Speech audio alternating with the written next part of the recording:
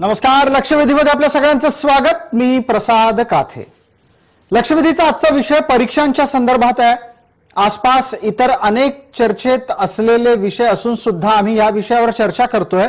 याचं कारण असं की हा विषय आपल्या भावी पिढीशी थेट निगडित आहे. आणि इतकंच नाही तर संपूर्ण शिक्षण व्यवस्थेच्या बाबत कोरोना काळामध्ये देश पातळीवर जे प्रश्न उपस्थित झाले होते त्या निमित्तानेही या विषयाची चर्चा अत्यंत गरजेची आहे. मुंबई विद्यापीठाच्या आयडॉल अर्थात मुक्त शिक्षण मंडळाच्या अर्थात आजवर आपल्या सगळ्यांना करस्पॉन्डन्स किंवा दूरस्थ शिक्षण या नावाने परिचित असलेल्या व्यवस्थेअंतर्गत जी परीक्षा घेतली जाणं अपेक्षित होतं ती वारंवार खोळंबतीये. यानं त्या प्रकारे मुंबई विद्यापीठामध्ये अंतिम वर्षाच्या परीक्षा सुरळीत पार पडत नाहीयेत. फक्त मुंबई विद्यापीठातच हे घडतंय असं नाही तर इतरही विद्यापीठांमधून अशाच प्रकारच्या तक्रारी समोर येत आहेत. कोरोना काळात परीक्षा नको म्हणणाऱ्या सरकारच्यासाठी ही परिस्थिती आत्ताची आव्हानात्मक आहे. त्यांनी तुर्तास ही सगळी जबाबदारी विद्यापीठांच्या खांद्यावर टाकली आहे. विद्यापीठांना परीक्षा घेण्याची तयारी करण्यासाठी पुरेसा वेळ मिळाला होता तेव्हा आता परीक्षा घ्यायची जबाबदारी विद्यापीठांचीच आहे असं सरकारचे प्रतिनिधी सांगतात. पण दुसऱ्या बाजूला सरकारची सर्वोच्च न्यायालयाच्या आदेशाच्या नंतर परीक्षा नीट पार पाडतील हे पाहण्याची पालकत्वाची भूमिका विसरून चालणार नाही. विद्यार्थी कोरोना काळात ज्या ज्या गोष्टींमुळे परीक्षा प्रत्यक्ष जाऊन परीक्षा केंद्रावर देण्यापासून वाचावेत या हेतूनं परीक्षांच्या पद्धती बदलण्याची गरज आहे असं सांगितलं जात असताना परीक्षांच्या बाबत सुरू असलेल्या घोळामुळे विद्यार्थी आरोग्यविषयक अनेक संकटांचा सामना करताना दिसतात. मुंबई विद्यापीठाचं एक केंद्र कलिना परिसरात आहे. तिथे परीक्षेच्या बाबत घोळ सुरू झाल्याच्या नंतर विद्यापीठात विद्यार्थ्यांची मोठी गर्दी झाली होती. कोरोना काळात गर्दी नसावी, परस्परात अंतर असावं या सर्व हेतूंना हरताळ फासतच परीक्षा विभागाचा घोळ दिसून आला. मुंबई विद्यापीठ जुनं आहे, जाणतं आहे, पण ते जबाबदार आहे का असा प्रश्न त्या निमित्तानं उपस्थित होतोय. आणि हीच परिस्थिती जर राज्यातल्या इतरही विद्यापीठांमध्ये असेल तर लक्षवेधीचा आजचा प्रश्न थेट विद्यापीठांच्या बाबत आणि विद्यार्थ्यांचं प्रतिनिधित्व करतो. परीक्षा नक्की कशी द्यायची?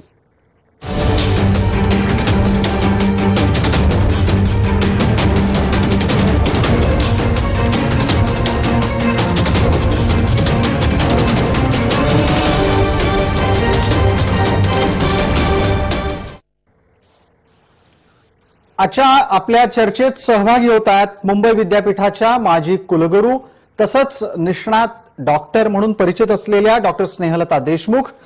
पुण्याहून आपल्यासोबत सहभागी होत आहेत प्रोग्रेसिव्ह एज्युकेशन सोसायटीचे कार्याध्यक्ष डॉक्टर प्राध्यापक गजाननराव एकबोटे. माझ्यासोबत मुंबईच्या स्टुडिओमध्ये आहेत अखिल भारतीय विद्यार्थी परिषदेचे कोकण प्रदेश सहमंत्री अमित ढोमसे आणि आपल्यासोबत युवा सेनेचं प्रतिनिधित्व करण्यासाठी आहेत कार्यकारिणी सदस्य साईनाथ दुर्गे. सर्व मान्यवरांचं या चर्चेमध्ये स्वागत. माझा पहिला प्रश्न साईनाथ दुर्गे यांना आहे. साईनाथ, ज्या पद्धतीनं मुंबई विद्यापीठामध्ये या क्षणाला परीक्षांच्या बाबतीतली अनिश्चितता आहे त्याचा प्राथमिक जबाबदारीचा भाग कोणाच्या खांद्यावर टाकायचा? याची प्राथमिक जबाबदारी हे 100% विद्यापीठाची आहे. जर तुम्ही महाराष्ट्र विद्यापीठ कायदा जर पाहिला तर कलम 5 अंतर्गत ही परीक्षा घेणं आणि निकाल लावणं किंवा किंबहुना सगळ्या पूर्ण परीक्षाच्या जी प्रक्रिया आहे ही सर्वस्वी जबाबदारी हे विद्यापीठाची आहे. आणि ह्या सगळ्या गोष्टीचा अंतर्गतच विचार करूनच म्हणूनच युवा सेनेने आदित्यसाहेब ठाकरे यांच्या मार्गदर्शनाखाली भूमिका घेतली होती ती म्हणजे की करोनाचा हा वाढता प्रभाव बघून आणि त्याच्यानंतर विद्यार्थी जे तणावाखाली होते त्यांची चिंता एकंदरीत जो विलंब होत होता परीक्षेच्या प्रक्रियामध्ये त्याच्यामुळे आम्ही म्हणत होतो की परीक्षा हे तुम्ही अंतिम वर्षासाठी रद्द करा. आणि तशी आम्ही युजीसीला सुद्धा विनंती केली. त्याच्यानंतर युवा सेनेने थेट सर्वोच्च न्यायालयात सुद्धा धाव घेतली. परंतु जे सुप्रीम कोर्टाने जे आदेश दिले त्याचं पालन करत त्याचा आदर करत महाराष्ट्र शासनाच्या उच्च व तंत्र शिक्षण विभागाने त्या संदर्भातली पेडणेकर समिती स्थापन केली आणि एकंदरीत हा सगळा विषय पुन्हा सुरू झाला. परीक्षाच्या तारखा जाहीर झाल्या. म्हणून याची सर्वस्वी जबाबदारी हे विद्यापीठाची आहे, मुंबई विद्यापीठाची आहे. साईनाथ, आपण असं म्हणताय की आत्ताच्या घडीला जबाबदारी पूर्णतः विद्यापीठाची आहे. यापूर्वी तुम्ही सर्वोच्च न्यायालयामध्ये ही भूमिका घेतली होती की प्राप्त परिस्थितीमध्ये कोणत्याही परिस्थितीत परीक्षा होऊ नयेत. तुम्हाला असं सुचवायचंय का की न्यायालयानं जबरदस्ती केल्यामुळे ही परिस्थिती निर्माण झाली आहे? 100% आम्ही या परिस्थितीचा आधीच अंदाज बांधला होता. आम्ही म्हटलं होतं वारंवार, विद्यापीठाला म्हटलं होतं, आम्ही युजीसीला म्हटलं होतं, आम्ही सर्वोच्च न्यायालयामध्ये सुद्धा आमच्या वकिलांनी बाजू मांडली होती की एकतर कोरोनाचा वाढता प्रादुर्भाव एक होताच, म्हणून फिजिकल एक्झामिनेशन का पॉसिबल नाही. त्याचबरोबर आपले जे विद्यापीठ आहेत अजून ते ऑनलाईन परीक्षा घेण्यासाठी तितकंसं त्यांच्याकडे रिसोर्सेस नाहीयेत किंवा ते सक्षम नाहीयेत. म्हणूनच आम्ही ही चिंता व्यक्त करत होतो. परंतु दुर्भाग्य होतं की आपल्याकडे जे एबीव्हीपी आहे ही संघटना आणि काही बऱ्याचशा अशा राजकारण त्याच्यामध्ये किंवा बऱ्याच गोष्टी घडल्या की त्याच्यामध्ये ही परीक्षा झाली आणि पुन्हा एकदा तो विद्यार्थी गेली 6-7 महिने भरडला जातोय, तणावाखाली आहे आणि त्रस्त आहे. ते कुठेतरी परत परीक्षा जरी सुरू झाली होती पुन्हा त्याच्यामध्ये अडथळे. मला असं वाटतं हा ढिसाळ कारभार आहे. आता तुम्ही म्हणताय विद्यापीठ, आता तुम्ही असं म्हणता आहात की विद्यापीठांना प्रत्यक्ष परीक्षा न घेण्याच्या ऐवजी ऑनलाईन परीक्षा घेण्याच्यासाठी जी यंत्रणा असते ती त्यांच्याकडे नाही आणि त्याचबरोबर काही विद्यार्थी संघटनांनी राजकारण केल्यामुळे ही आजची परिस्थिती आलेली आहे. तुम्ही अभाविपचं नाव घेतलं तर अभाविपचे प्रतिनिधी आपल्या सोबत आहेत, ते उत्तर देतील याला. शिक्षणाचा दर्जा राखला पाहिजे आणि त्याचा अनुसरून सर्वोच्च न्यायालयाने निर्णय दिला की अंतिम वर्षाच्या परीक्षा घेतल्याच पाहिजे आणि त्या संदर्भात आपले राजकीय संघटना असो किंवा आपले शिक्षण मंत्री असो हे तोंडावर आपडलेलेच आहेत. परंतु ही आता ज्यावेळेस परीक्षा कॅन्सल करायच्या होत्या त्यावेळेस विद्यार्थ्यांच्या प्रसिद्धीसाठी त्यावेळेस त्या निर्णयाचं श्रेय घ्यायला आपण पुढे होतात. परंतु आज जे नियोजनाचं आहे, विद्यापीठाचं नियोजन आहे परीक्षांचं, त्यावेळेस आपण महाराष्ट्रभर दौरा केला. त्यावेळेस सगळ्या प्रसिद्धी माध्यमांना आपण सांगितलं की मी दौरा केला, आढावा घेतलाय, व्यवस्थित पद्धतीने परीक्षा पार पाडतील आणि आज हा सावळा गोंधळ परीक्षांचा चालू आहे. आता तुम्ही हात वरती करून मोकळे होता. ही आपली कायमची अवस्था आहे की ज्यावेळेस एखादं श्रेय घ्यायचं असेल त्यावेळेस आपण पुढे येता आणि काही झालं तर ते दुसऱ्याच्या अंगावर ढकलायची सवय आपली पहिल्यापासूनची. त्यांचा दुसरा मुद्दा अमित असा आहे की प्राप्त परिस्थितीमध्ये विद्यापीठ जबाबदार आहेत, सरकार नाही. विद्यापीठ कायदा तुम्ही बघा, कलम सेक्शन 5 इकडे माझी कुलगुरू आपल्या सोबत आहे सरिता मॅडम, त्यांनाही विचारा आणि आढावा घेण्या पलीकडे शिक्षण मंत्री काहीच करू शकत नाही. फार बरं झालं हे स्वतः बोललात साईनाथ. जर समजा साईनाथजी विद्यापीठाचा अधिकार परीक्षा घेणं आणि न घेणं हा होता तर याआधी विद्यापीठांना विश्वासात न घेता सरसकट ज्या वेळेला परीक्षा रद्द करायचं सरकारने ठरवलं ते कसं योग्य होतं?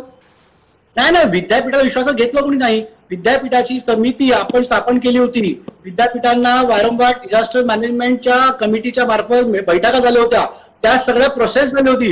फक्त इथे विषय असा झाला, मला सांगायला दुःख वाटतं की आपल्या कुलगुरूंनी त्यावेळी जर ठोस भूमिका घेतली असती, जर युजीसीला पण पत्र त्यांनी थेट लिहिलं असतं की बाबा आता तुम्ही बघा ना काय झालंय मुंबई विद्यापीठामध्ये हे कंत्राट कुणी दिलं?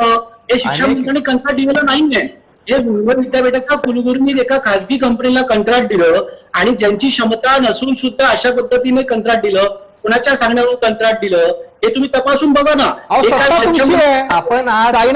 सत्ता तुमची आहे, तुम्ही उत्तर द्यायला पाहिजे ना. कुलगुरू मनमानी पद्धतीनं कंत्राट वाटप करतायत का? तुमच्या ठरलेल्या माणसांना कंत्राट मिळत नाहीयेत का? हो, असा विषयच नाही. हा सगळा व्यवस्थापन परिषदेचा विषय आहे, मॅनेजमेंट काउन्सिलचा.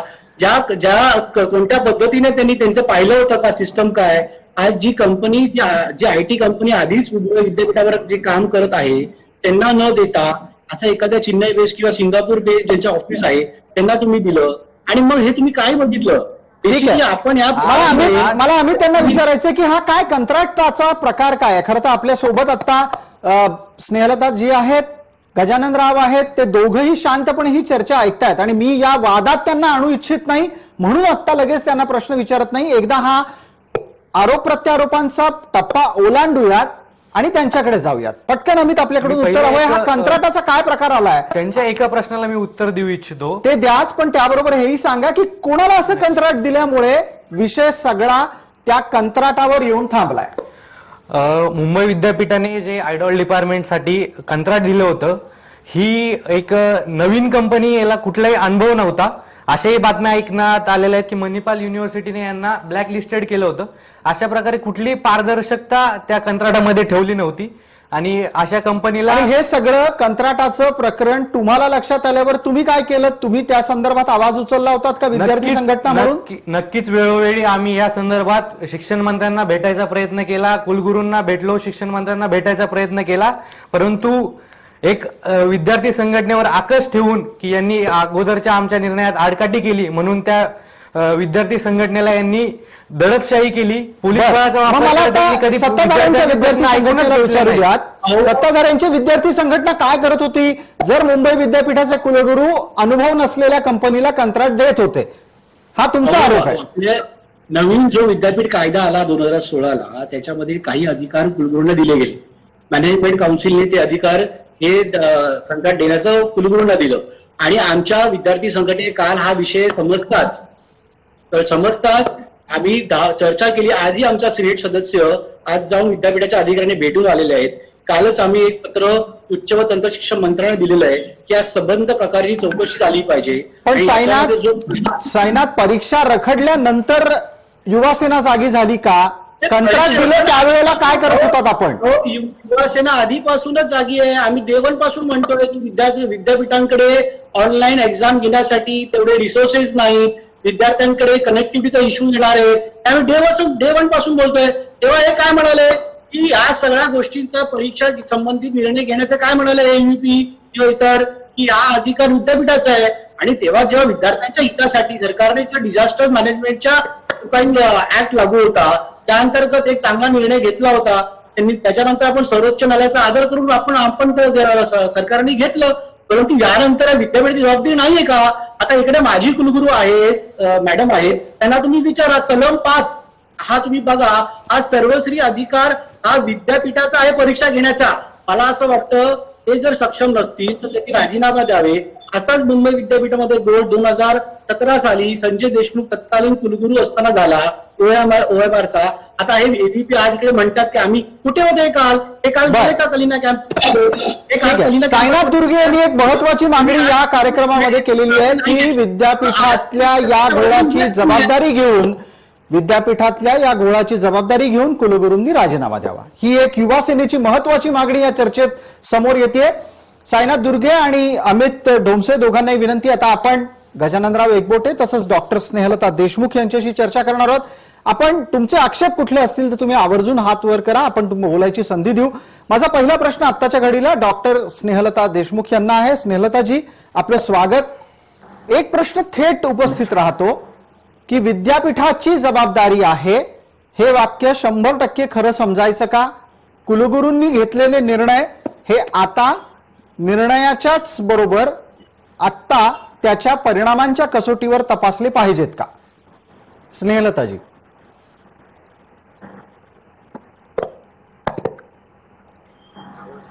आपल्या पहिल्या प्रश्नाचं उत्तर आहे, विद्यापीठाची जबाबदारी जरूर आहे, पण विद्यापीठाला पूर्ण स्वायत्तता आहे का? स्वायत्तता हे नुसतं म्हटलं जातं, परंतु ते ऑक्सिजन्स जेव्हा घ्यायची वेळ येते तेव्हा सरकार आणि प्रशासन हे नेहमीच मध्ये येतात आणि त्यांच्याकडून निर्णय आदेश येतात. शिवाय युजीसी कडून आदेश येतात. या आदेशांचं पालन करायला लागतं आणि त्याच्यानंतर सुप्रीम कोर्ट आहे, ते सुप्रीम कोर्टाचे आदेश येतात. हा सगळा घोळ झाला. इतके दिवस चालू होती चर्चा, परंतु बहुतेक परीक्षा होणार नाही असंच वाटत होतं मुलांनाही आणि विद्यापीठालाही. विद्यापीठाच्या कुलगुरूंनी अनेक बैठका घेतल्या, सखोल चर्चा झाली. काही त्रुटी होत्या, त्या त्रुटी ताबडतोब दुरुस्त करता येण्यासारख्या नव्हत्या. एकदम यंत्रणा काही आपल्याला विकत घेता येत नाही. आणि तुम्ही दुसरा जो प्रश्न विचारला त्याच्यामध्ये कुलगुरूंचा राजीनामा देण्याची काहीही गरज नाही. चुका कुणाच्या होत नाहीत हो, त्याचं उत्तर राजीनामा म्हणून नाहीये. आमच्या राजीनामा केव्हा मागितला जातो आणि तो सुद्धा राज्यपाल राजीनामा मागतात, तो मागितला जातो त्याच्याकरता कॉलम्स आहेत. जसं आता दुर्गेनी सांगितलं 5 नंबर, त्या 5 नंबर त्यांनी पाठ केलेला आहे. तसाच कुलगुरूंना केव्हा काढलं जातं किंवा केव्हा त्यांना राजीनामा द्यायला सांगितलं जातं याचीही कारणं आहेत. मॉरल टर्पिट्यूड एक त्याच्यातला भाग आहे, किंवा पैशांची काही अफरातफर झालेली असली तर तोही भाग आहे. याच्यापैकी काहीही झालेलं नाहीये, तेव्हा राजीनाम्याचा प्रश्नच येत नाही. कुलगुरूंनी जवळजवळ अहोरात्र मेहनत केलेली आहे आणि त्याचमुळे त्यांनी एक उत्तम कल्पना लढवली की हा सगळी जी जबाबदारी आहे ती आपण प्रत्येक महाविद्यालयाला द्यायची. परीक्षा कशी घ्यायची ते सांगितलं आणि महाविद्यालयाने त्याची आखणी केली. त्याच्याच बरोबर त्यांनी दुसरं चांगलं काम केलं ते म्हणजे क्लस्टर्स निर्माण केली. एक लीड कॉलेज म्हणून सांगितलं गेलं आणि त्या लीड कॉलेजला 7 किंवा 8 महाविद्यालय एकत्र केली. तेव्हा त्या लीड कॉलेजनी पूर्ण जबाबदारी ह्या 7-8 महाविद्यालयांची घ्यायची.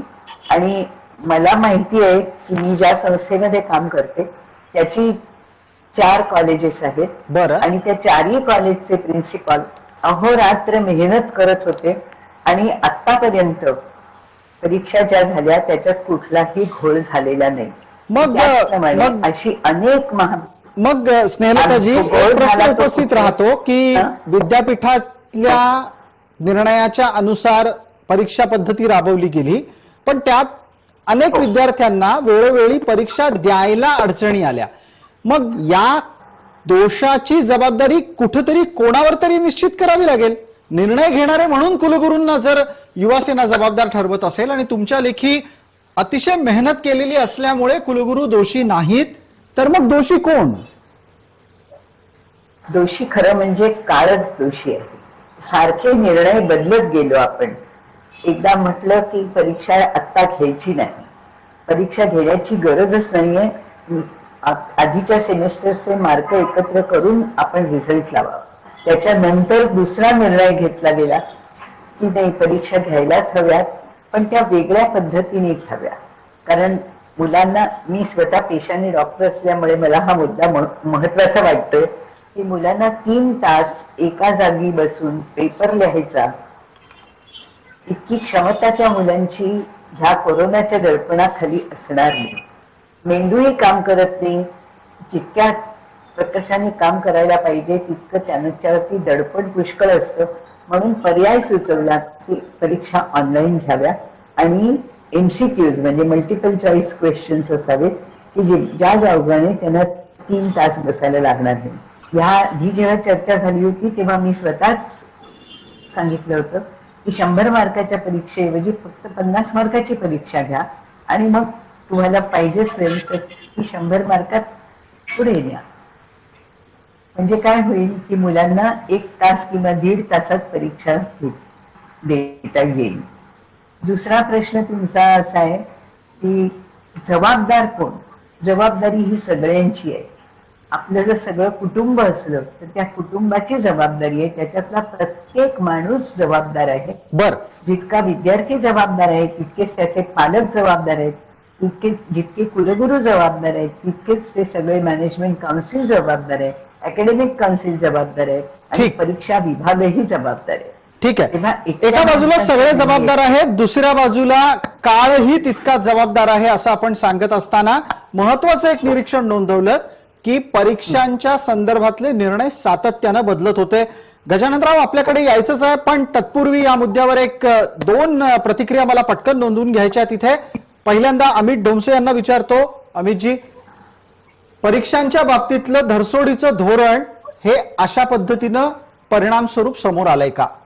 नक्कीच सर, मॅडम बोलल्या जसा काळ जबाबदार आहे तर फक्त काळाला दोषी देऊन चालणार नाही. काळानुसार जे निर्णय घेतले आणि जे विद्यापीठांमध्ये राजकीय हस्तक्षेप केला त्याचा हा सगळा परिणाम आहे. पुणे विद्यापीठ हे परीक्षा घेण्यासाठी तयार होतं, क्लिअर होतं विद्यापीठांना युजीसीच्या गाईडलाईन नुसार आपल्याला परीक्षा घ्याव्याच लागणार आहेत. त्यांच्याकडे कार्यकाळ होता, व्यवस्थित नियोजन करून ह्या परीक्षा सुरळीतपणे पार पाडता आल्या असत्या. परंतु ह्याच्यामध्ये राजकीय हस्तक्षेप करण्यात आला. कुठेतरी एक विद्यार्थ्यांना चांगला वाटेल असा निर्णय घेऊन आपली राजकीय पुढी भाजण्याचा प्रयत्न केला ठीक आहे. आणि त्यामध्ये विद्यार्थ्यांनाही संभ्रमात ठेवण्यात आलं, विद्यापीठांनाही संभ्रमात ठेवण्यात आलं, प्राध्यापकांनाही संभ्रमात ठेवलं आणि त्याचा हा आज एकूण त्रास या सर्वच वर्गाला आज जाणवतोय. ठीक आहे, साईनाथ दुर्गे याच्यावरचं उत्तर देतील. साईनाथ, एक प्रश्न तत्पूर्वी आपल्या समोर मांडतो. राज्य सरकारमध्ये कोणी अशी भूमिका घेतली होती का की जर आम्हाला परीक्षा घ्यायच्या नाहीयेत तर बघतोच होतात कशा परीक्षा? अशा पद्धतीचं हे सगळं मला असं वाटतं इथे जे तज्ज्ञ मंडळी आहे त्यांना चांगलं माहिती आहे. आता मॅडम म्हणाल्या लीड कॉलेज, हा लीड कॉलेजचा विषयच नाहीये. हा जो इन्स्टिट्यूट ऑफ डिस्ट्रिक्ट एज्युकेशन मुक्त शिक्षण मंडळामध्ये हा विषय झालेला आहे मुंबई विद्यापीठाचा, त्याची जबाबदारी लीड कॉलेजची नाहीये ताई, त्याची जबाबदारी आहे मुंबई विद्यापीठाची. आता मला एक सांगा, मला कम्प्लीट करू द्या. I didn't disturb you. Okay madam. So आता राज्य शासनाचा विषय कुठे आला? परीक्षा तुम्ही जर बघितलं तर परीक्षा कशा घ्यायच्या आणि आतापर्यंत विद्यापीठ घेत आल्या ना परीक्षा घेत आल्या, त्याचे तुम्ही पेपर तपासले गेले, तुम्ही त्याचे परत मार्कशीट तुम्ही रिझल्ट लावले, मार्कशीट दिले. पण आता राज्य शासन कुठे आलं? राज्य शासनाची भूमिका काय होती किंवा युवा सेनेची भूमिका युवा सेनेची भूमिका काय मांडली होती की करोना काळामध्ये आधीच त्रस्त आहेत, त्याच्यानंतर ऑनलाईन जे तुम्ही एक एक पर्याय सांगत होता सगळेजण किंवा एखादी विद्यार्थी संघटना, ऑनलाईन साठी विद्यार्थ्यांकडे कनेक्टिव्हिटी नाहीये, विद्यार्थी गावी आहेत किंवा विद्यार्थ्यांकडे रिसोर्सेस नाहीयेत, विद्यापीठाकडे रिसोर्सेस नाहीयेत आणि त्या विद्यापीठ आणि आज युवा सेनेचं बाकी खरं ठरलं ना तुम्ही बघा ना. आणि हा लीड कॉलेजचा विषय नाहीये, हा कशाला अकॅडमिक काउन्सिल जबाबदारी आहे? एखाद्या आयटी कंपनीचा मुंबईत केवढेच सांगा मला सर, तेवढे मुंबईमध्ये आयटी एक्सपर्ट्स आहेत. आज तुमच्या JEE ऑनलाईन एक्झाम झाली ना, सुरळीत पार पडली ती. सीईटीची पण होणार आहे ऑनलाईन परीक्षा. म्हणजे साईनाथ, आपल्याला असं सुचवायचं आहे, आपल्याला असं सुचवायचं दिसतं आहे की ज्या तांत्रिक कंपनीला काम देण्यात आलं ती कंपनी निवडण्यात चूक झाली.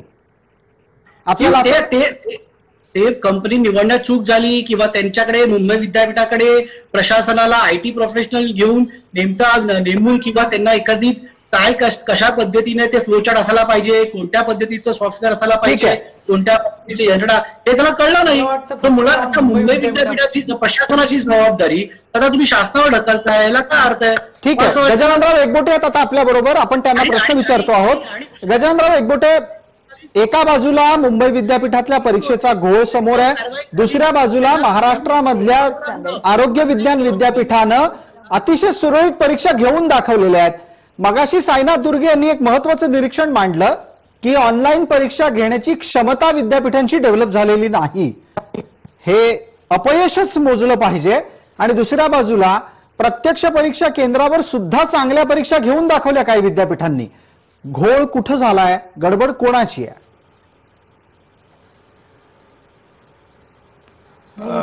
याच्यामध्ये स्पष्टपणे बोलायचं झालं तर महाराष्ट्र आरोग्य विज्ञान विद्यापीठाच्या ज्या परीक्षा झाल्या त्याच्यामध्ये शासनाचं सुद्धा मत असं होतं की परीक्षा व्हाव्यात आणि आरोग्य विज्ञान विद्यापीठाचंही मत होतं की परीक्षा व्हाव्यात आणि त्या दोन्ही संगनमतानी या परीक्षा अतिशय यशस्वीपणे कोणताही घोळ न होता पार पडल्या. आता पारंपरिक विद्यापीठांच्या परीक्षामध्ये घोळ होतोय त्या अर्थी या दोन्ही एजन्सीज आहेत त्यांच्यामध्ये कम्युनिकेशन प्रॉपर नाहीये असा त्याचा अर्थ आहे आणि कुठलं तरी एक साईड ही जरा विरोधी भूमिका घेते परीक्षाच्या बाबतीमध्ये असं मला वाटतं.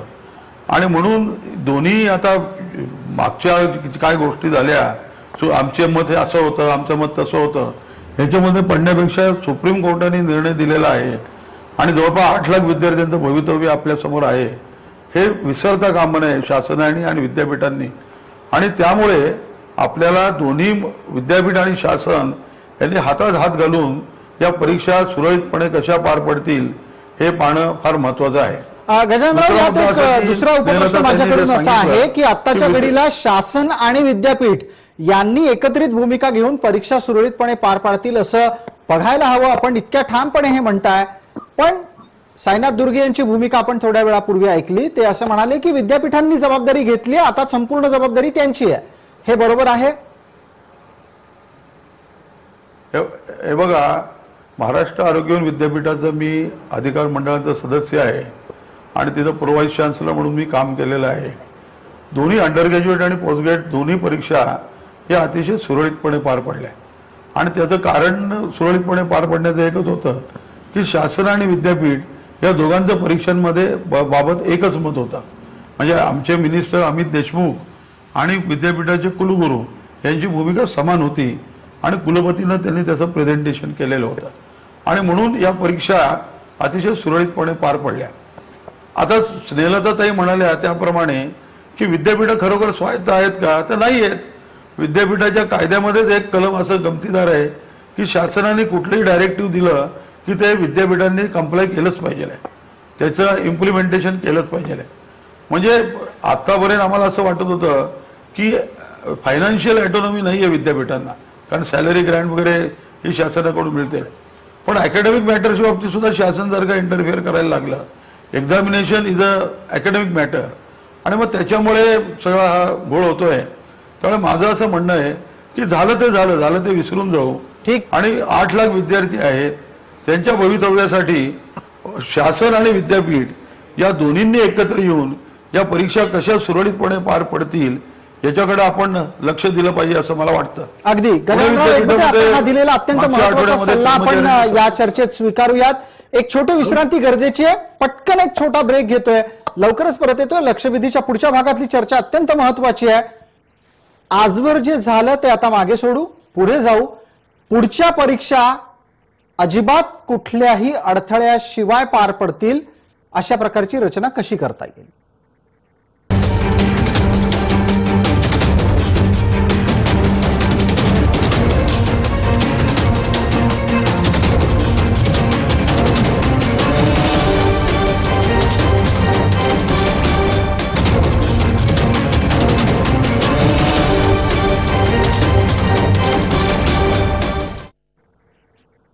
नमस्कार. लक्षवेधीच्या या भागामध्ये आपल्या सगळ्यांचं स्वागत. मुंबई विद्यापीठाच्या तृतीय वर्ष कला आणि वाणिज्य या 2 विषयांतर्गत परीक्षा पुढे गेल्यात.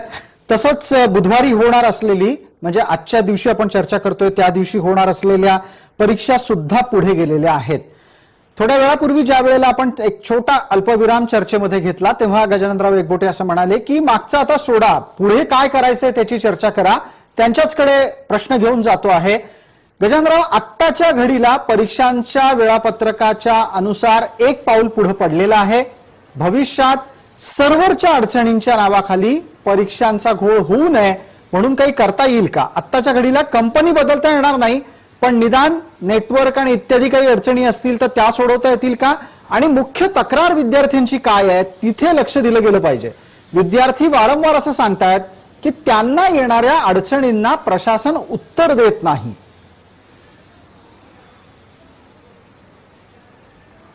नाही, या ठिकाणी विद्यापीठांनी जर का प्लॅनिंग आधी केलं असतं तर हे अडचणी काय उद्भवल्या नसत्या. म्हणजे पुणे विद्यापीठाचं सुद्धा मी जवळून काम बघतो, मी पाहतो, तर त्याच्यामध्ये गेले 2 महिन्यापासून या ऑनलाईन एक्झामिनेशनची तयारी आमच्याकडे चालू आहे. 12 ऑक्टोबर पासून या आमच्या परीक्षा चालू आहे आणि आम्ही दोन्ही मोड विद्यार्थ्यांना ओपन करून दिले, ऑनलाईन आणि ऑफलाईन. आणि ऑनलाईननी 80% आणि उरलेले 20% जे आहेत ते ऑफलाईननी परीक्षा देणार आहेत की ज्यांच्याकडे इंटरनेट नाही किंवा अजून काही नेटवर्क नाही असे विद्यार्थी. आणि त्याच्यामध्ये सुद्धा आम्ही फ्लेक्झिबिलिटी ठेवलेली आहे की पुण्यातल्या एखाद्या कॉलेजचा विद्यार्थी नाशिक जिल्ह्यात राहत असेल तर नाशिक जिल्ह्यातल्या सेंटरमधून त्यांनी परीक्षा द्यावी, अशा पद्धतीचं आम्ही हे ठेवलेलं आहे. आणि अशा जरी अडचणी आल्या, समजा काही या ऑनलाईनच्या परीक्षा ज्या आहेत त्या विद्यार्थी आपल्या घरूनच परीक्षा देऊ शकणार आहेत. आणि अशा परीक्षा समजा अडचणी आल्या तर विद्यार्थ्यांना त्यांचं संधी हुकू नये म्हणून परत परीक्षा देण्याचा पर्याय आम्ही तिथं त्यांना उपलब्ध करून दिलेला आहे. अगदी गजाननराव, आपण फार महत्वाच्या स्वरूपातले 2 मुद्दे सांगितलेत. मी त्याचा आढावा घेतो आणि स्नेहलताताईंकडे जाणार आहे पुढचा प्रश्न घेऊन. तुम्ही असं म्हणालात पुणे विद्यापीठानं ऑफलाईन ऑनलाईन दोन्ही पर्याय खुले ठेवले. त्याचबरोबर पुणे विद्यापीठाचा एखादा विद्यार्थी नाशिक जिल्ह्यात असेल तो तिथेही परीक्षा देऊ शकत होता आणि ऑफलाईन ऑनलाईनच्या बाबतीतही पुणे विद्यापीठानं लवचिक भूमिका स्वीकारली. मला स्नेहलताताईंना विचारायचंय की हे सगळं पुणे विद्यापीठ करू शकतं तर मुंबई विद्यापीठाला काय अडचण होती? उलट मुंबईचं विद्यापीठ तर अगदी पार तळकोकणापर्यंत पसरलेलं आहे, त्यांना या प्रकारची संवेदनशीलता दाखवता आली असती का? दाखवली की, तशीच संवेदनशीलता दाखवली. अगदी पुणे विद्यापीठानेच दाखवली असं नाही, मुंबई विद्यापीठांनी तशी दाखवली. ज्या विद्यार्थ्यांना इंटरनेट कनेक्शन नव्हतं, त्या विद्यार्थ्यांना त्या सुविधा उपलब्ध करून देण्यात आल्या. त्यांनी महाविद्यालयात जावं आणि तिथे परीक्षा द्यावी. तेव्हा फक्त पुण्यानेच केलं असं नाही, मुंबई विद्यापीठानेही अशीच संवेदनशीलता दाखवलेली आहे. आणि माझ्या आत्ताच्या माहितीप्रमाणे कुठल्याही कॉलेजमध्ये असा गोंधळ झालेला नाही. गोंधळ झाला तो आयडॉलमध्ये. आणि मला असं वाटतं तुम्ही एक प्रश्न विचारला होता की सर्व्हर डाऊन का होतो, त्याच्यावरती काही करता येईल का. तर अनेक वेळेला रिझल्ट जेव्हा लागतात तेव्हा सर्व्हर डाऊन होतो आणि आम्हाला मुलांचा रिझल्टही पाहता येत नाही. कारण अनेक लोक एकाच वेळेला जेव्हा सर्व्हरचा उपयोग करतात त्यावेळेला त्याच्यावरती ताण असतो, त्याची क्षमता संपते. म्हणून त्याच्याकरता स्टॅगरिंग करायला पाहिजे होतं, जे स्टॅगरिंग झालेलं नाही आणि म्हणून सर्व्हर डाऊन झाला. ठीक आहे. आणि मग माझा पुढचा प्रश्न स्नेहलताजी आपल्याला असाच असेल की ज्या ज्या गोष्टी अडचण म्हणून समोर येत आहेत त्या गोष्टी विद्यापीठाच्याच पातळीवर सोडवल्या गेल्या असत्या आणि बॅकलॉग किंवा आयडॉल, दूरस्थ शिक्षण किंवा राहून गेलेल्या परीक्षा यामध्ये विद्यार्थ्यांना म्हणजे त्या जात्यात त्यांना अडकवलं गेलं नसतं तर आज विद्यार्थी तणावमुक्त असते. अगदी बरोबर आहे. असं प्रयत्न झाला, परंतु ह्याच्यावरती काही वेळेला असं वाटतं की कर्मचाऱ्यांचं आंदोलन सुरू होतं, तो काळ आपण बोललोच नाही त्याच्याबद्दल. अगदी अगदी त्यांचं काम बंद आंदोलन सुरू होतं. अगदी एकच दिवस आधी त्यांनी आंदोलन मागे घेतलं आणि त्याच्यामुळे थोडीशी गडबड झाली नाही असं नाही. कारण शेवटी कुलगुरू काही सगळ्या कामं करू शकणार नाहीत किंवा प्रकुलगुरूही सगळी कामं करू शकणार नाहीत. कर्मचारीच करतात की बरीचशी कामं. असिस्टंट रजिस्ट्रार, डेप्युटी रजिस्ट्रार हेच कामं करतात. त्यांचं जर काम बंद आंदोलन होतं ते आपण लक्षातच घेतलं नाही. आता तुम्ही असं म्हणाल की कुलगुरूंनी हे सोडवायला पाहिजे होतं, परंतु त्यांचं काम बंद आंदोलन होतं तिथे 7वा वेतन आयोग दिला नाही म्हणून आणि ते कुलगुरू देणार नाहीये तर ते शासनाने द्यायचे. अगदी अगदी. साईनाथ फक्त एकच विनंती आहे, तुम्ही थोडस ऑडिओच्या संदर्भातली काळजी घ्या, तुमचा आवाज फार मोठ्या स्वरूपात आला एकदम. ओके ओके ओके बोला, आपलं म्हणणं ऐकतोय. साईनाथ दुर्गे बोला. विषय असा आहे इथे की टेक्निकल हा विषय आहे. ओके, तुम्ही समजून घ्या की आयडॉलची जी काही ऑनलाईन प्रवेश प्रक्रिया ही MKCL करत आहे, बरोबर आहे. आणि आता त्यांनी जे कंत्राट दिलंय ते एका चेन्नई बेस किंवा सिंगापूर ऑफिस त्याला दिलंय. त्याच्यामुळे आयडॉल जो डेटा देतोय हा एक्सेल फॉर्म मध्ये देतोय आणि ती कंपनीला तर डिफिकल्टीज येत आहेत इंटिग्रेट करायला. सो हा टेक्निकल भाग आहे. म्हणून आपण जी चर्चा आता आपण म्हणतोय की आधीचा विषय आहे किंवा शिक्षकेतर कर्मचारी आंदोलन होतं, हा सगळा विषय मला असं वाटतं इकडे काही त्या IT च्या क्षेत्रामध्ये तो कसा लागू होतो ना माहित आहे. आणि आमचं स्पष्ट भूमिका आहे, आम्ही असं म्हणत नाही की एकटा कुलगुरी सरांनीच कामं करावं. नक्कीच त्यांना जो प्रशासनाचा किंवा जे काही प्रकुलगुरू आहेत, कुलसचिव आहेत, परीक्षा संचालक आहेत त्यांची पण साथ लावायला पाहिजे. परंतु हा जो काय टेक्निकल प्रोफेशनल एक्सपर्टीज जी पाहिजे, मला असं वाटतं ते महत्वाचं इकडे ऑनलाईन परीक्षा आणि पहिल्यांदाच MCQ फॉर्मॅट मधून. कारण कॉलेजच्या परीक्षा सुरळीत चालल्या आहेत, नक्कीच चाललंय. इतर ठिकाणी पण काही विद्यापीठ सुरळीत घेतात, नक्कीच घेत आहेत. आणि आताच्या घडीला आम्हाला काही राजकारण करायचं नाही. आम्ही विद्यार्थ्यांचा बरं झालं साईनाथ, आपण स्वतः बोललात. मला एक त्या निमित्तानं आपल्याला थेट प्रश्न विचारायचा आहे. साईनाथ दुर्गे, आतापर्यंत काय झालं ते आपण पाहिलं, त्याचा परिणाम आपण पाहिला. मग अशा वेळेला युवा सेना या नात्यानं मला प्रश्न तुम्हाला असाच विचारायचा आहे की आत्ता या परिस्थितीत सरकार हस्तक्षेप करून विद्यार्थ्यांच्या परीक्षांसंदर्भातल्या कटकटींचं निराकरण करणार आहे का? नक्कीच. तुम्हाला सांगतो की मागच्या आठवड्यातच विद्यापीठामध्ये जाऊन शिक्षण मंत्र्यांनी कुलगुरू असतील, तिथे पोलीस आयुक्त विश्वास नाळे पाटील होते, कलेक्टर सर तिकडे होते, सगळ्यांची एक बैठक घेतली. जो काय प्रशासनाचा सपोर्ट विद्यापीठाला पाहिजे तो देण्याचा नक्कीच पूर्णपणे प्रयत्न केलेला आहे. आता हा जो काय ऑनलाईन परीक्षेचा जो काय घोळ निर्माण झाला किंवा जी काय अडचण निर्माण झाली ती टेक्निकल कारणामुळे झालेली आहे. त्याच्यामुळे आम्ही सुद्धा कालच मंत्र्यांना विनंती केली आहे की जो काही सपोर्ट हवा असेल किंवा या जो काही प्रकार झाला त्याच्यामध्ये आपण दखल घ्यावी आणि त्यांनी आज ट्विट केलंय. ठीक आहे. आज तुम्ही बघितलं सरांनी ठीक आहे, याच्यावर अमित डोमसे बोलतात. साईनाथ एकदा त्यांची भूमिका ऐकून घेणार आहोत आपण. मान्य करतो टेक्निकल गडबड झालेली असेल, परंतु जो आपण कॉल सेंटर विद्यार्थ्यांना उपलब्ध करून दिले, ज्यामध्ये त्यांना फोन उचलून तुम्ही त्या संदर्भात माहिती दिली पाहिजे, पण अशा कुठल्याही प्रकारची माहिती तुम्ही त्या विद्यार्थ्यांना त्या प्रशासनाने दिलेली नाहीये. त्यामुळे झालं याचा परिणाम की विद्यार्थी घाबरून हे कलिना विद्यापीठात पोहोचले. तिथं हजारोंच्या संख्येने विद्यार्थी पोहोचले. आज या कोरोनाच्या परिस्थितीमध्ये आपण म्हणता 144 लागू आहे, गर्दी करू नका, असाच प्रकार एकदा बीकेसी मध्ये झाला होता. रेल्वे स्टेशनवर गर्दी झाली होती, त्यावेळेस तुम्ही पत्रकारांवर केसेस दाखल केल्या. आज जे काल गर्दीचं प्रकरण घडलं, ज्याला जे विद्यापीठ प्रशासन जबाबदार आहे, सरकार जबाबदार आहे, त्याची चौकशी करून त्याचं खापर आपण कोणावर फोडणार? त्याला जबाबदार असलेली व्यक्ती कोण आहे ते सांगून टाका, म्हणजे आपण त्याला विचारूयात त्या अनुषंगाने की यांना संबंधित व्यक्तीला जबाबदार धरता येईल का. नक्कीच याच्यामध्ये ह्या परीक्षा होण्याच्या अगोदर 15 दिवस आपल्या राज्याच्या लाडक्या शिक्षण मंत्र्यांनी पूर्ण महाराष्ट्रभर फिरून सगळ्या विद्यापीठांचा दौरा केला. प्रत्येक विद्यापीठाच्या दौऱ्यानंतर यांनी प्रेस कॉन्फरन्स घेतली आणि स्वतः आश्वासन दिलं की सर्व तयारी व्यवस्थित झालेली, आम्ही नियोजन केलेलं आहे, मी स्वतः त्याचा आढावा घेतोय आणि कुणीही काळजी करण्याची गरज नाही.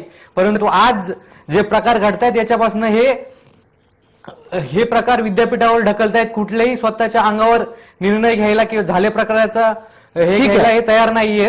तुम्ही असं म्हणताय ना की शिक्षण मंत्र्यांच्याकडून अपेक्षा अधिक केली गेलेली होती. साईनाथ आपलं उत्तर अपेक्षित करतो. कृपया 30 सेकंदात बोला, कारण याच विषयावर मला स्नेहलताजी आणि गजाननराव दोघांनाही बोलतं करायचंय. साईनाथ दुर्गे 30 सेकंदात. युवा सेनेची भूमिका आदित्यसाहेब ठाकरे यांच्या मार्गदर्शनात एकदम स्पष्ट आहे. सुरुवातीपासून आहे का आम्ही का आजच या विषयामध्ये हात घातला असं नाही. डे 1 पासून आमची भूमिका होती, आजही आहे. कालही आमचे सिनेट सदस्य जे आहेत त्यांनी निवेदन दिलंय मंत्र्यांना आणि मंत्र्यांनी आज सगळी ट्विट केलंय की एकही विद्यार्थी परीक्षापासून वंचित राहणार नाही, कोणाचंही वर्ष वाया जाणार नाही. त्याच्यामुळे जे काय मंत्री महोदय म्हणून ते निर्णय घेत आहेत आणि आम्ही आमचं फक्त एवढंच म्हणणं आहे की विद्यापीठाने जी काय टेक्निकल दक्षता घ्यायला हवी ती घ्यावी. आणि आता जे काय परीक्षा एक दुसरा मुद्दा इथे उपस्थित झाला होता साईनाथ दुर्गे की जबाबदारी घेऊन संबंधितांवर कारवाई करावी आणि त्याच्याबद्दल अभाविपणी सांगितलं की शिक्षण मंत्र्यांना जबाबदार धरावा. कसं शिक्षण मंत्र्या जबाबदार धरा? तुम्ही सांगा ना. आज IT प्रोफेशनल नेमताय, जी कंपनी नेमली हे विद्यापीठाने नेमली. आज जे त्यांच्या एक्सपर्ट्सनी त्यांना 1-1.5 महिना होता किंवा किंबहुना आजच नाही, आज विद्यापीठ ऑनलाईन प्रवेश करतायत. OMRचा घोष झाला, सो विद्यापीठ ऑनलाईनवर प्लॅटफॉर्मवरती आलेली हळूहळू. तर या सगळ्या गोष्टी विद्यापीठाच्या डे टू डेचा कामकाजाचा भाग आहे. आज तुम्ही कसं काय सरकारला किंवा एखाद्या मंत्र्याला जो जबाबदार थोडक्यात सरकारला आणि मंत्र्याला जबाबदार धरायचं नाही असं युवा सेनेचं म्हणणं आहे. स्नेहलता देशमुख आपल्या सोबत आहेत. मॅडम, आता जर समजा तुमच्या लेखी काळ सगळेजण या पद्धतीची जबाबदारी आहे, सरकार म्हणतं आम्हाला जबाबदार धरू नका, तांत्रिक गोष्टींमध्ये विषय अडकलेला आहे. आणि काल कुठे होती एबीपी? काल तेव्हा हे घटना घडली, भेटलेत का आज ते विद्यापीठ प्रशासनाला नाही भेटले? भेटलेत का नाही भेटले? त्यांनी कोणतं पत्र दिलं का मुंबई आम्ही संपर्कामध्ये आहोत कायम रजिस्ट्रार सरांच्या, कुलगुरूंच्या, तुमचे कुलगुरू, शिक्षण मंत्र्यांच्या या सगळ्या गोष्टी घडणार होत्या. वारंवार आम्ही शिक्षण मंत्र्यांच्या भेटी मागितल्या, तुम्ही भेटी दिल्या का? तुम्ही तिकडे विद्यार्थ्यांना मारहाण केली. एवढ्या खालच्या पातळीचं राजकारण तुम्ही विद्यापीठामध्ये आणलं. सरकारची दडपशाही तुम्ही विद्यार्थ्यांना दाखवता. शिक्षण मंत्र्यांचा जनता बरोबर होता. या सगळ्या गोष्टींची माहिती देण्यासाठी आम्ही वारंवार शिक्षण मंत्र्यांच्या बैठका भागत होतो. का नाही तुम्ही विद्यार्थ्यांचे प्रश्न जाणून घेतले? तुम्ही ज्या विद्यापीठामध्ये आढावा घेतला, आश्वासन दिली, ती आश्वासन चुकी होती का? तो आढावा चुकीचा होता का? तुम्ही फक्त पर्यटन करण्यासाठी महाराष्ट्रात फिरले?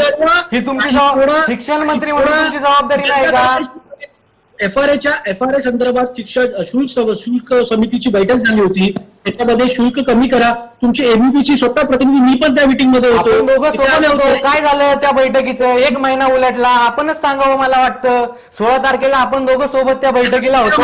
त्याच्यामध्ये जे निर्णय झाले त्याची अंमलबजावणी अजून झालेली आहे का? शिक्षक सर्व आता अशा प्रकारच्या क्रॉस फायर मध्ये आपल्याला अडकून चालणार नाही. वेळेची मर्यादा आहे चर्चेला, त्यामुळे कृपया साईनाथ दुर्गे, अमित डोमसे दोघांनीही थांबावं. आपला विषय आणि मुद्दा लक्षात आलेला आहे. स्नेहलताजींकडे आपण मगाशी प्रश्न घेऊन चाललो होतो.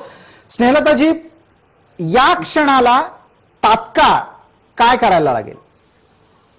तात्काळ राज्य शासन आणि आपले कुलगुरू आणि तिथे प्रकुलगुरू controller of examination, board of examination यांनी सगळ्यांनी एकत्र बसून तात्काळ निर्णय घेऊन हा प्रश्न सोडवायला हवा, कारण विद्यार्थी पेठीला धरून चालणार नाही काही झालं तरी. मंत्र्यांनी काय करावं आणि कुलगुरूंनी काय करावं ही चर्चा करण्यापेक्षा त्यांनी दोघांनी एकत्र बसून जे मुद्दे आपण आता चर्चिले त्या मुद्द्यांवरती उपाययोजना करायला पाहिजे. आणि परीक्षा पुढे ढकललेलीच आहे, ती परीक्षा मात्र व्यवस्थित व्हायला पाहिजे. अगदी याच संदर्भात मग गजाननराव एकबोटेंना माझा पुढचा प्रश्न असेल. गजाननराव, आपल्याला असं करता येईल का, आता आपल्यासोबत साईनाथ दुर्गे आहेत, त्यांना हा एक पर्याय म्हणून आपण सुचवतो आहोत, पटलं तर त्यांनी तो अंमलात आणावा, विद्यार्थ्यांच्या भल्याच्यासाठी आहे. गजाननराव, मला सांगा, ज्या विद्यार्थ्यांना अजूनही परीक्षा द्यायची बाकी आहे त्या विद्यार्थ्यांना सुरक्षित अंतर राखून ऑफलाईन पद्धतीनं परीक्षेचा पर्याय आपण देऊ शकतो का? जसं पुणे विद्यापीठानं झालं, करून दाखवलं, जसं आरोग्य विज्ञान विद्यापीठानं करून दाखवलं, तसं महाराष्ट्रात सर्व पातळ्यांवर सर्व विद्यापीठांनी करावं का? दोन्ही पर्याय मोकळे ठेवा. हे करायला आवश्यकच आहे. ऑनलाईन आणि ऑफलाईन हे दोन्ही मोड्स ओपन ठेवायला पाहिजे आहेत. कारण ही परीक्षा जी होईल ही एका विशिष्ट काळामध्ये घडलेली आहे. आणि जर का ऑनलाईन एखाद्याला जमत नसेल, आता पुणे विद्यापीठामध्ये आदिवासी एरिया खूप आहे, नाशिक जिल्ह्यात आहे, नगर जिल्ह्यात आहे, पुणे जिल्ह्यात आहे, इंटरनेट कनेक्टिव्हिटी नाही, आणि त्यामुळे त्या लोकांनी ऑफलाईन परीक्षेचा पर्याय स्वीकारला.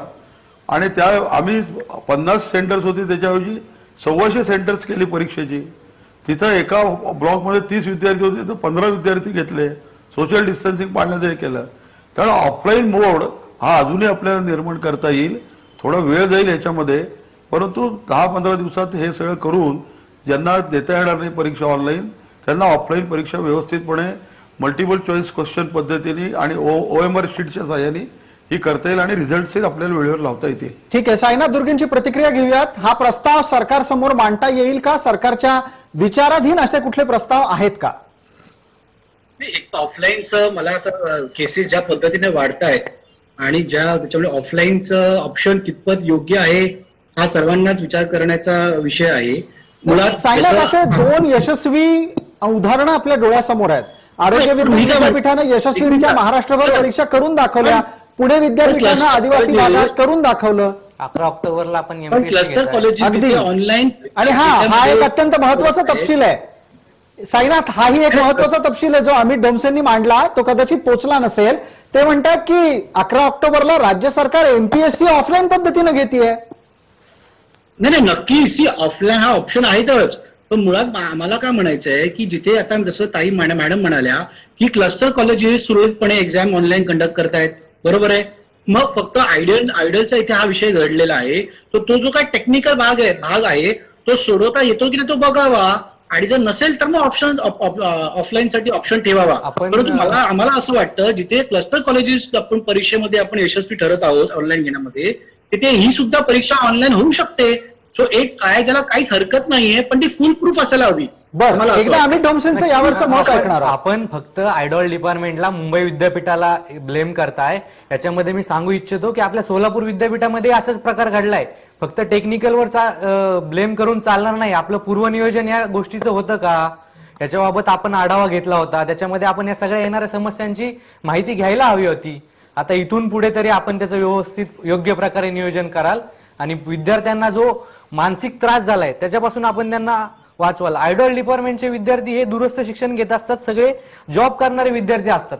ते सुट्ट्या घेऊन आज घरी थांबलेले आहेत एक्झाम घेण्यासाठी. जर आपण वारंवार हे जर तारखा पुढे ढकलणार असाल तर ह्या कोरोनाच्या पार्श्वभूमीवर हे सुट्ट्या घेऊन ह्या परीक्षा देऊ शकत नाही. महत्वाचा मुद्दा आहे, जेणेकरून नोकरदार परीक्षार्थी यांच्या समस्या सुद्धा लक्षात घ्यायला हव्यात. एक पटकन आपण गजाननरावांना प्रश्न विचारूयात.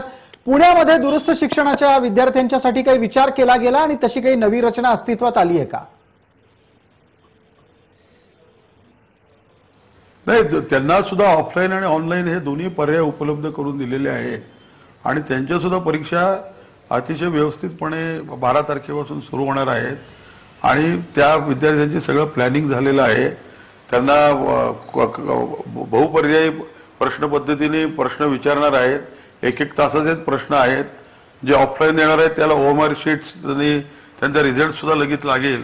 आणि सेंटर्सही खूप वाढवलेले आहेत आपण. त्याच्यामध्ये 50च्या ऐवजी 125 सेंटर्स केलेले आहेत. आता मगाशी साईनाथने सांगितलं तसं करोना वाढत असला तर करोना वाढत नाही, पुण्यात उलट हळूहळू कमी होतोय. आणि आम्ही अशी जबाबदारी घेतली की एका ब्लॉकमध्ये निम्मेच विद्यार्थी, म्हणजे पूर्वी 30 विद्यार्थी होते तर 15च विद्यार्थी ठेवायचे. म्हणजे अशा पद्धतीने आम्ही सगळं प्लॅनिंग पुणे विद्यापीठात केलेलं आहे. आणि त्यामुळे आम्हाला कुठलीही अडचणी असं काही वाटत नाहीये. स्नेहलताजी, बघ आता एक प्रश्न स्पष्टपणेच विचारायला हवा की परीक्षा झाली पाहिजे ही मानसिकता रुजली असती तर हे घोळ झाले नसते. मानसिकता रुजलीच होती. परीक्षा व्हायला पाहिजे हे प्रत्येकालाच वाटत होतं, नाही असं नाही. मुलांनाही वाटत होतं, शिक्षकांनाही वाटत होतं. परंतु तितका वेळ मिळाला नाही आणि साधनाची उपलब्धता तितक्या प्रमाणात झाली नाही आणि म्हणून जरा उशीर झाला. थोडा आणखीन जर वेळ मिळाला असता तर ह्याच्यापेक्षा जास्त चांगलं नियोजन झालं असतं परीक्षेचं. बर, साईनाथ दुर्गेंना काही उत्तर द्यायचं वाटतं. नाही, हेच म्हणतो. आता हा जो प्रश्न आहे हा तुका मुळात आजच्या चर्चेचा विषय नाही. तरी जसं मॅडम म्हणाल्या, तुम्हाला माहितीसाठी सांगतो, सुप्रीम कोर्टात जेव्हा आम्ही गेलो होतो तेव्हा भुगतो टीचर्स युनियन असेल, विद्यापीठ शिक्षकेतर कर्मचारी असेल, प्रिन्सिपल असोसिएशन असतील, सर्वांनी पत्र दिलं होतं की बाबा परीक्षा रद्द करा, ते शक्य नाही. आणि 85 to 90% असेसमेंट मुलांचं झालेलं आहे, फक्त 10 ते 15% असेसमेंट राहिलं आहे. तर आपण त्या आधारे आपण ऍव्हरेज मार्काने देऊ शकतो. आपण तो फॉर्म्युला काढला होता. आणि ज्यांना क्रेडिट स्कोअर वाढवायचे आहेत, CGPA, त्यांच्यासाठी जेव्हा परिस्थिती पूर्ण एकदा नॉर्मल होईल तेव्हा एक्झाम घेता येतील. म्हणून तुम्ही जे म्हणताय की शिक्षकांना अजिबात माहीत वाटत नव्हतं की परीक्षा, त्यांनी ठाम भूमिका घेतली होती. त्यांनी इनफॅक्ट बुक्तूने सुद्धा तिकडे PI दाखल केली होती तिकडे सुप्रीम कोर्टामध्ये की परीक्षा रद्द कराव्या. मग आता ठीक आहे, आता झाला तो निर्णय, पण सांगून तुमच्या माहितीसाठी सांगतो. ठीक आहे, मी पण ठीक एक आहे. आम्ही आपल्या माहितीसाठीच काही बोलू इच्छितो. आपण जे म्हणले की सर्व कुलगुरूंची पण इच्छा होती की परीक्षा होऊ नये, परंतु पुणे विद्यापीठाच्या कुलगुरूंनी स्वतः तयारी चालू केली होती. मग त्याच्या विरोधात आपण तिथे राजकीय हस्तक्षेप का केला, याचं उत्तर आपण देऊ शकाल का? साईनाथ आपल्याला विचारतात. नाही, पुणेची जर एखादी समजा मला असं वाटतं पुणे विद्यापीठाने जर तयारी केली होती आणि जर ती केस आपल्या सुप्रीम कोर्टात सुरू होती तर त्यांचं ते ठीक आहे ना, त्यांनी चांगली बॅकएंड त्यांनी तयारी केली होती. तशीच तयारी मुंबई विद्यापीठाने पण करायला हवी होती की आपण तयारी ठेवूया म्हणून. पण मग साईनाथ असं तर नाही ना की मुंबई विद्यापीठ तुमचं लाडकं आहे आणि पुणे विद्यापीठ दोडकं आहे. तरी निकाल आल्यानंतर 1 महिन्याचा अवधी घेतलेला आहे. त्याचबरोबर विद्यापीठ ऑनलाईन प्रवेश घेत आहे. विद्यार्थी OMRचा विद्यापीठाने अवलंब केला होता 2017ला. तर या टेक्निकल गोष्टी, फक्त याच्या टेक्निकल गोष्ट काय झाली, जी MKCL बघत होतं तुमचं आयडॉलचं कामकाज प्रवेशाचं, तिथे तुम्ही दुसऱ्याला दिलं. MKCL एका फॉर्मॅटमध्ये डेटा मेंटेन करताय आणि तुम्ही दुसऱ्या कंपनीला दिलं, तो डेटा गजाननराव, अगदी या MKCLच्या बद्दल गजाननराव आठवतंय आपल्याला, आपण यापूर्वी एकदा बैठकीमध्ये चर्चा केली होती आणि MKCL वर कोणाचा वरद हस्त आहे हे सांगायला नको. सध्या सत्तेत असलेले लोक MKCLचे तारणहार आहेत. त्यामुळे MKCLला कंत्राट नाही याचं दुखणं वाढतंय का काय? चर्चेच्या शेवटच्या टप्प्यातला मुद्दा आहे, फार वेळ देता येणार नाही. MKCL आधी पण होती, मागच्या 5 वर्ष पण MKCL होती. अगदी होती आणि MKCL त्याच्याही आधी 15 वर्ष होती. बरं, MKCLचे गॉडफादर कोण आहेत याची चर्चा आता नाही करायला लागणार, करूयात कधीतरी ती. गजाननराव पटकन बोलतील 30 सेकंदात. गजाननराव, म्हणजे कुठल्या प्रश्नावर मी उत्तर देऊ? MKCLला कंत्राट न मिळण्याचं दुःख वाढतंय का? हॅलो, वाढतंय, 100% वाढतंय. ठीक आहे, आपण अत्यंत मोजक्या शब्दात बोललात, धन्यवाद. आपण हे सर्व मान्यवर या चर्चेत सहभागी झालात त्याबद्दल आपले खूप खूप आभार. लक्षवेधीमध्ये वेळ झाली आहे तुर्तास इथेच थांबण्याची. ताज्या बातम्यांसाठी आपण पहा फक्त जय महाराष्ट्र.